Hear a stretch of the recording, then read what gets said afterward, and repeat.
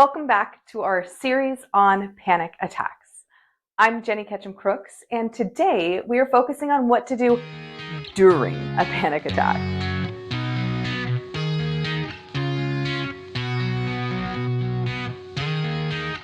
Yeah, those moments where your heart is racing, your thoughts are spiraling, and everything feels overwhelming.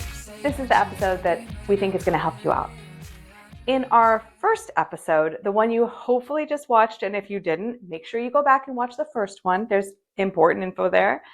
But in our first episode, we explored what panic attacks are, and I introduced the concept of behavioral footprints, those patterns of thoughts, feelings, and behaviors that precede panic.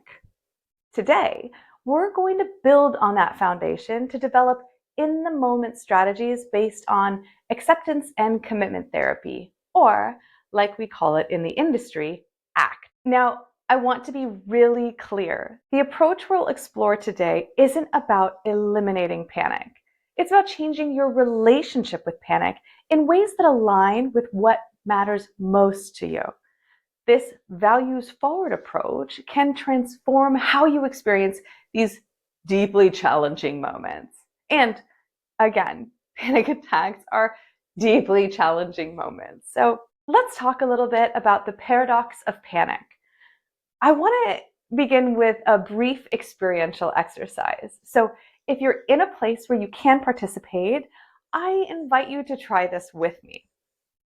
Okay, here we go. For the next 10 seconds, count them. 1, 2, 3, 4, 5, 6, 7, 8, 9, 10. For the next 10 seconds, try not to think about a pink elephant. No, I'm serious. Whatever you do, do not picture a pink elephant in your mind. Don't see its big pink trunk, its big pink floppy ears. Whatever you do, don't see it get back on its hind quarters and rear its big pink feet in the air.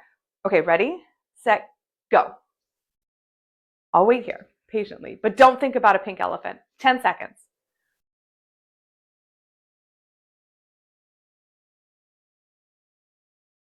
Okay, what happened there?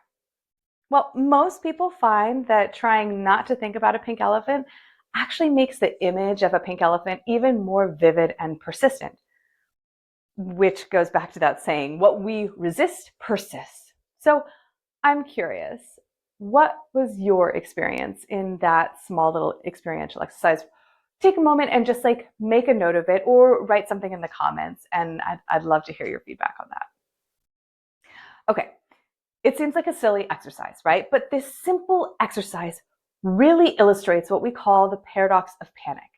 The more desperately we try to stop the unwanted experience, the stronger they often become. Listen, when we're in the grip of panic, we naturally want it to stop.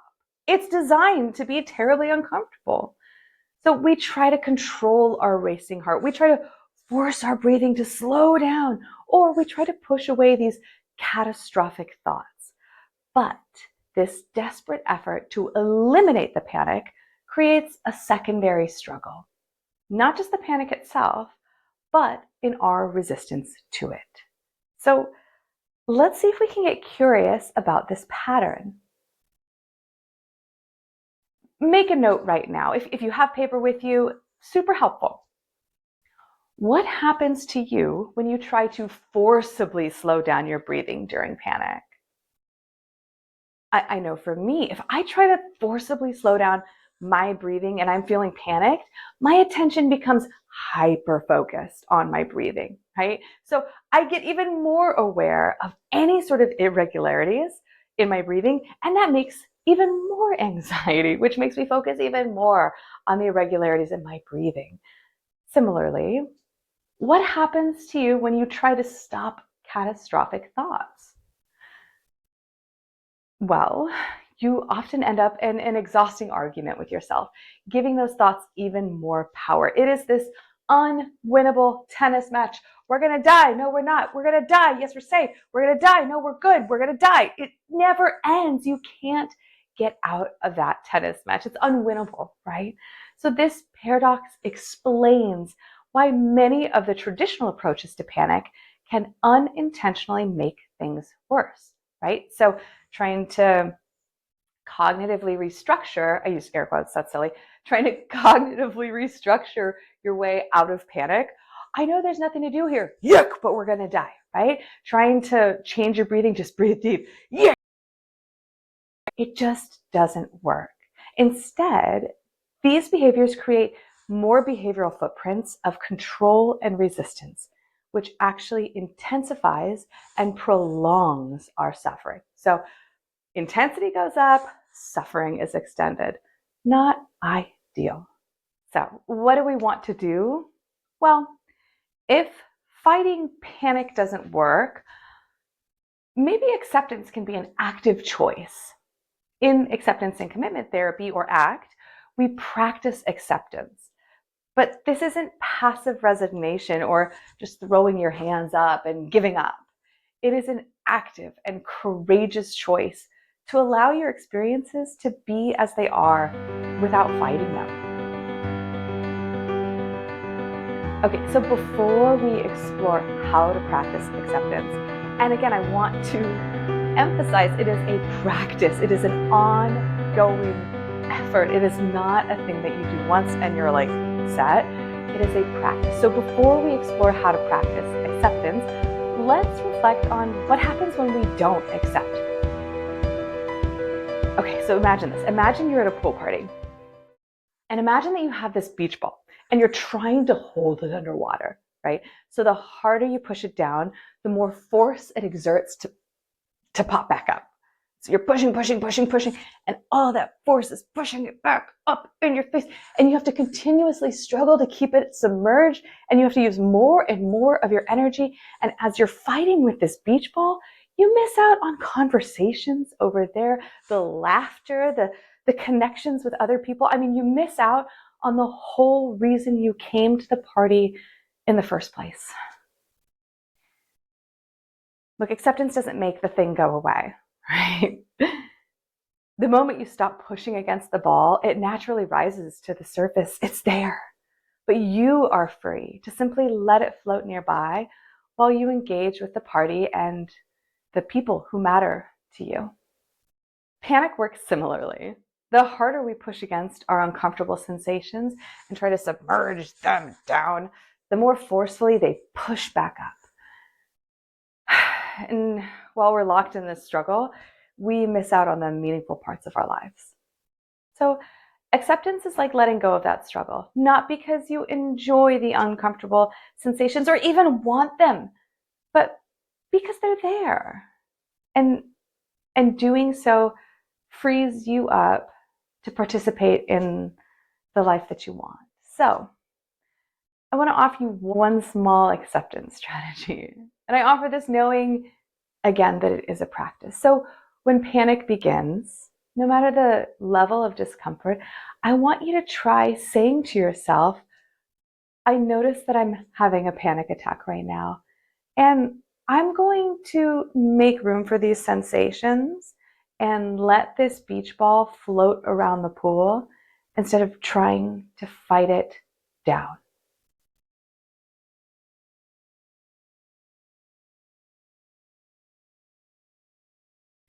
Okay, yeah, so that's absurd, right? You're like, well, that's insane. I'm in the middle of a panic attack. That's unrealistic, Jenny.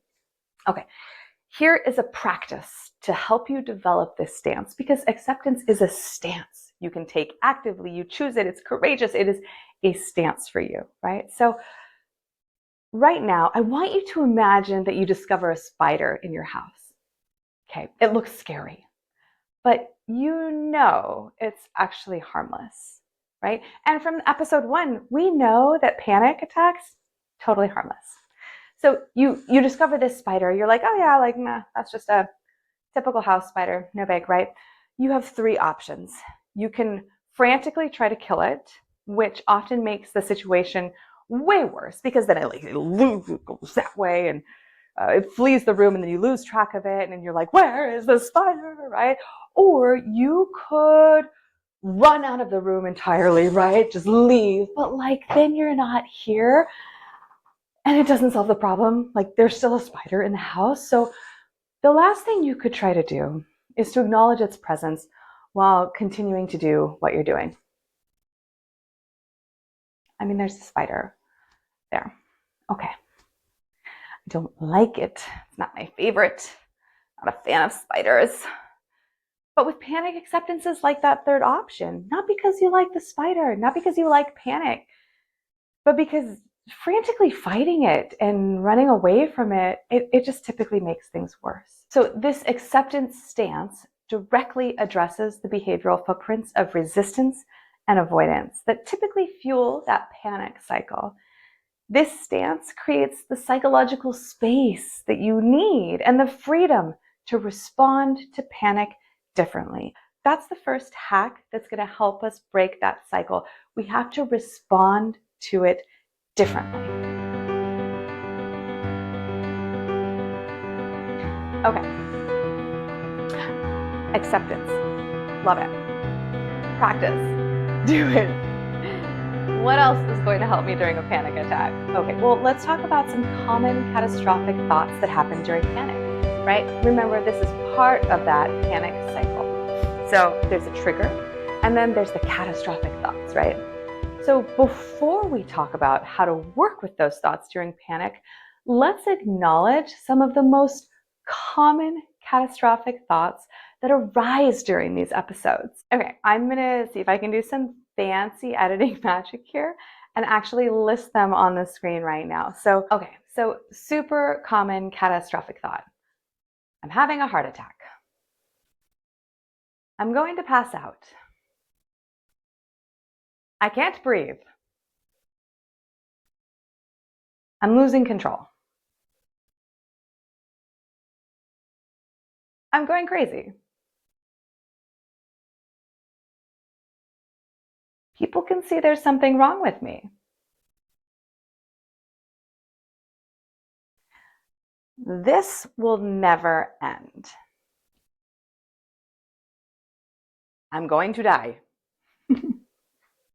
These thoughts are extremely common during panic. I want to introduce a new idea, another strategy to help you practice managing and just existing in a panic attack. This strategy is called defusion. So defusion is separating from catastrophic thoughts. Listen, when these thoughts appear during panic, we often become fused to them. We get so caught up that we can't distinguish between a thought and reality, right? This is what ACT calls fusion, being completely merged with our thoughts, right? It's the difference between seeing the world with my eyeballs and seeing it with my readers, right? So fusion happens when we treat the thought, I'm going to die, as actually dying. Like totally different things. Defusion then is the process of creating separation. So separation between ourselves and our thoughts. So we can see our thoughts as thoughts and not necessarily reality.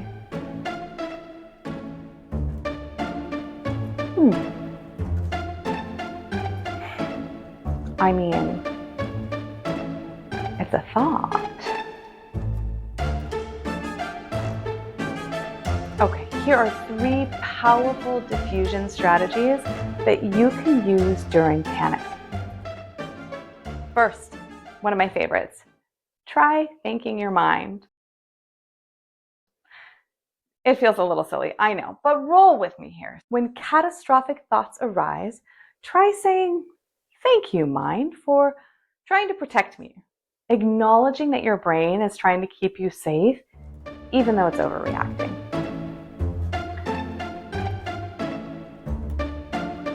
Oh,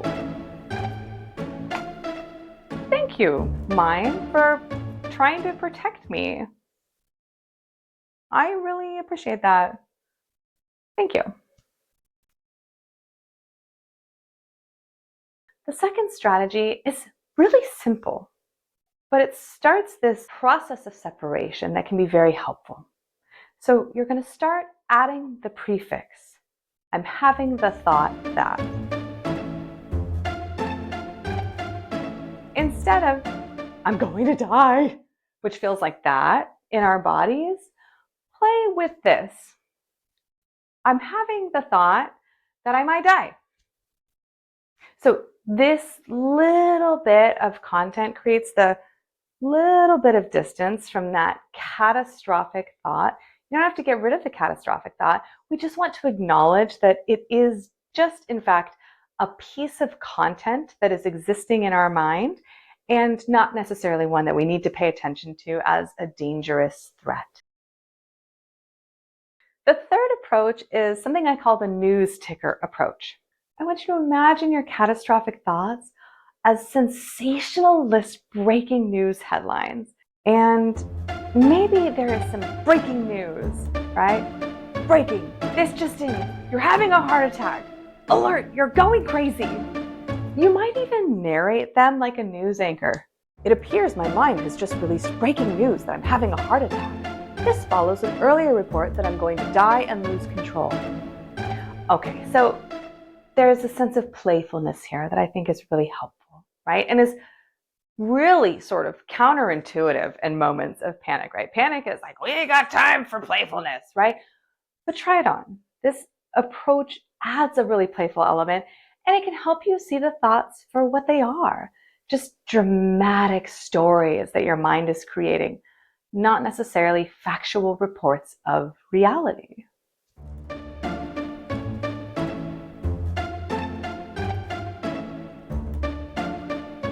I know. Thank you.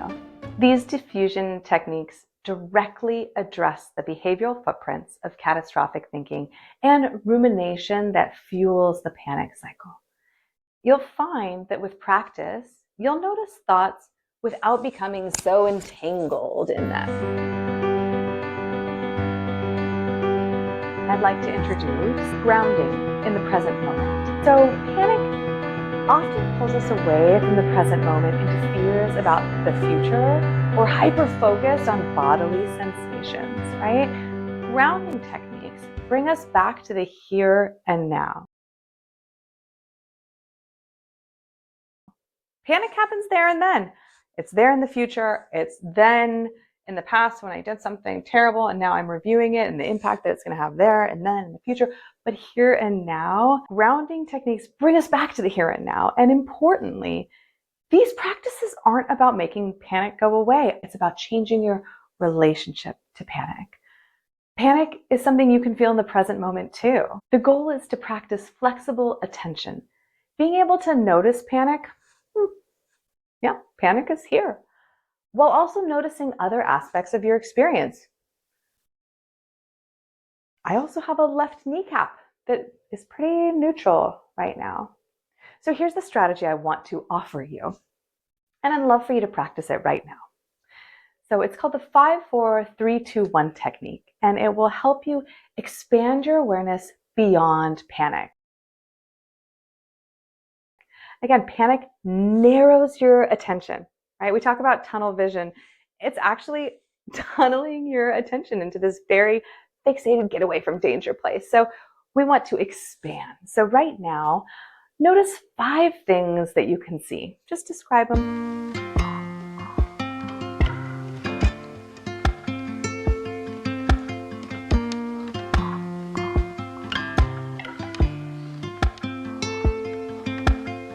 Notice 4 things you can touch or feel.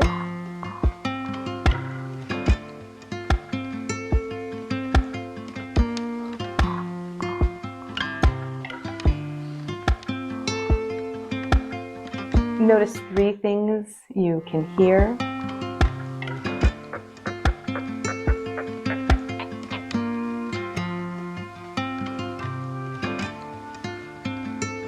Two things you can smell.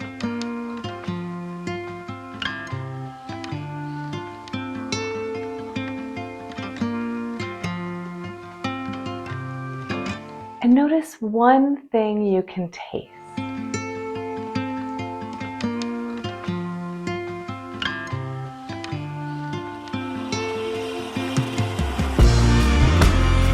Another powerful grounding technique is mindful breathing. Now, remember, we're not trying to control your breath. That gets wrapped into that battle, and we know it doesn't work. So again, choosing that acceptance stance. We simply want to notice the sensation of air moving in and out of body without trying to change it or without trying to modify your breathing pattern. You can actually just kind of witness this body breathing itself, which, if you can adopt a really curious lens, is kind of a wild thing to witness. So these practices address the behavioral footprints of disconnection and narrowed attention that often occurs during panic. And this can help you be more flexible in your awareness, even when panic is present. Okay, here's something that is really, really important and will start to really change your relationship with panic. And I want to introduce this as orienting your compass. We want to start practicing values-based responding. So when we experience panic, we often create behavioral footprints that don't align with our values. We end up running in circles, or we stop entirely and we don't move forward. We might isolate when connection matters most to us, or abandon important activities out of fear. We want to learn to respond differently. So we need clarity about what matters most to us. So let's take a moment right now for a brief values clarification exercise. Think about a time when you felt truly alive, engaged, and deeply fulfilled. A moment that reflected who you want to be at your best.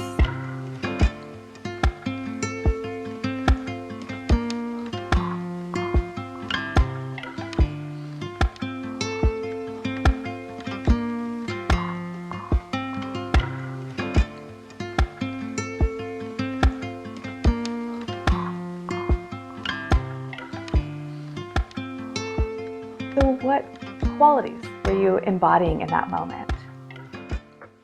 Were you being courageous or loving or creative or persistent? Or was it something else? If you can't think of a moment where you felt like that, that's okay too. I want you to think of someone you really admire and identify what it is that you admire in them. Were they courageous or loving or creative or persistent or something else, right? Now, I want you to consider how you might distill that experience into a single word or a short phrase that represents a core value for you.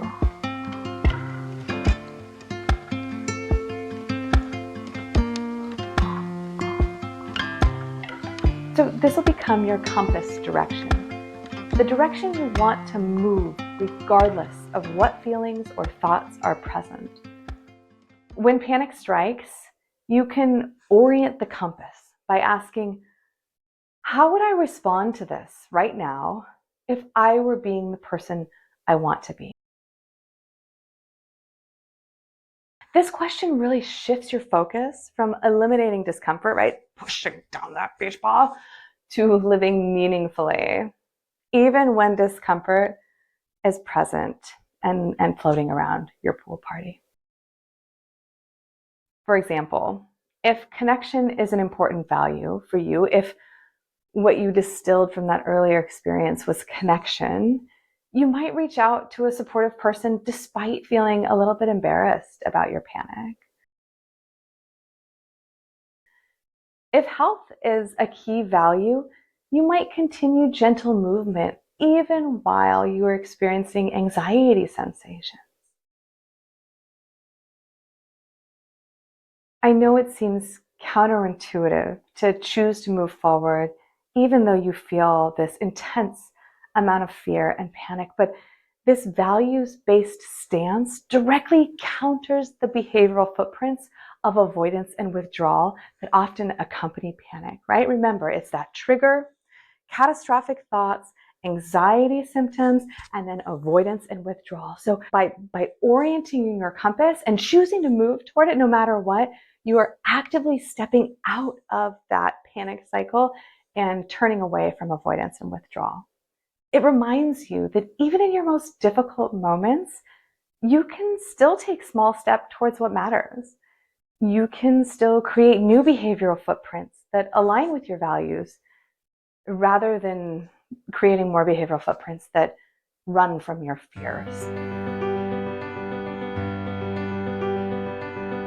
Okay, we've done a lot today, and I so appreciate you being on this journey with me. We've explored a fundamentally different approach to panic, not fighting against it, just radical acceptance. Yep, panic is here.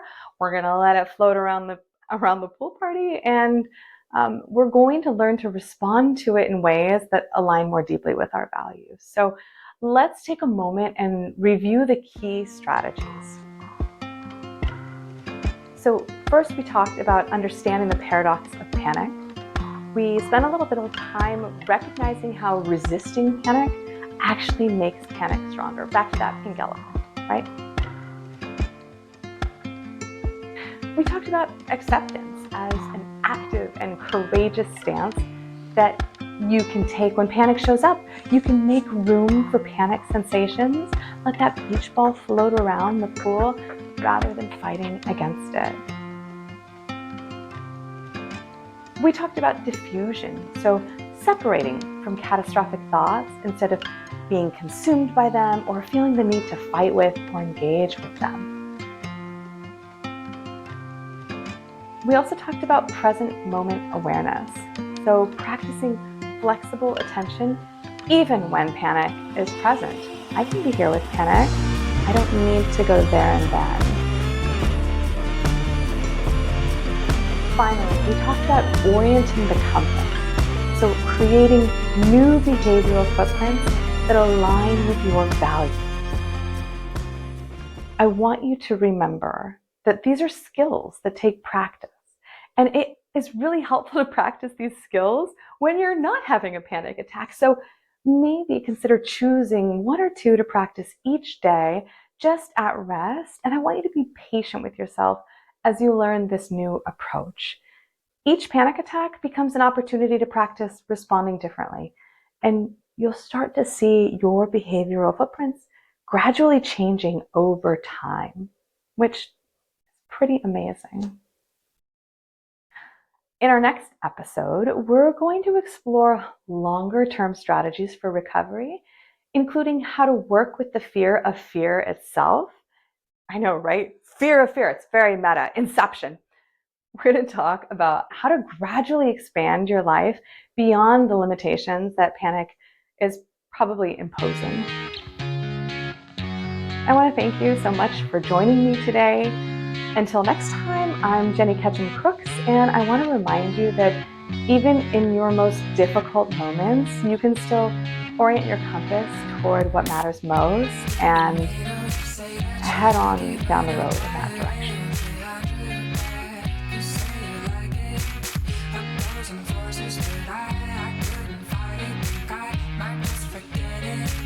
I'm